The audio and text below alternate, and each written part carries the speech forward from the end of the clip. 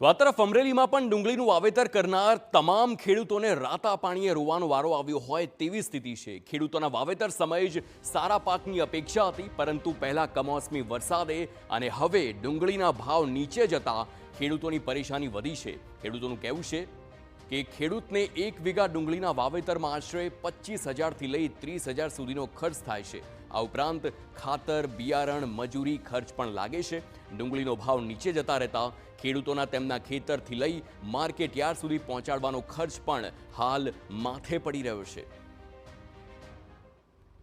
તો અમારે ભયંકર નુકસાની ગઈ અને આમાં મજૂરી ખર્ચ પણ એટલો લાગે છે અને આ બિયારણનો ખાતરનો ખર્ચ પણ એટલો લાગે છે, જેથી કરીને આમાં નુકસાની બહુ મોટી આવે છે। ડુંગળીનો પાક એવો છે કે સૌથી વધુ વાવેતર એમાં ખર્ચો વધુ થાય છે, મજૂરી એટલી લાગે છે અને ખાતર ને દવા ને બિયારણ એ બધું મોંઘું, એમાં એ પણ બધું પુષ્કળ નાખવું પડે છે, ત્યારે ડુંગળી થાય છે।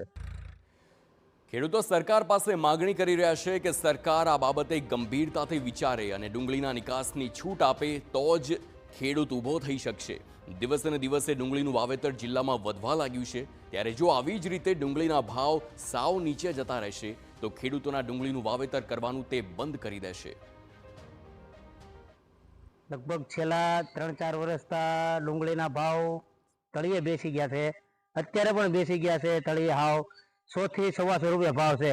હવે ખેડૂતને વીઘે 8 થી 10 થી 15,000 રૂપિયાનો ખર્ચો થાય છે, ખાતર, દવા, બિયારણ, 6 મહિનાની મહેનત, એટલે લગભગ ડુંગળી 125 રૂપિયા તો મણ ખેડૂતને પડે છે અને 110 રૂપિયા યાર્ડમાં જાય છે। લઈ જવાનો ખર્ચો નથી થતો, મજૂરીનો ખર્ચો નથી થતો, એટલે સરકારને એટલી વિનંતી છે કે નિકાસ આપે અને ભાવનો સુધારો કરે તો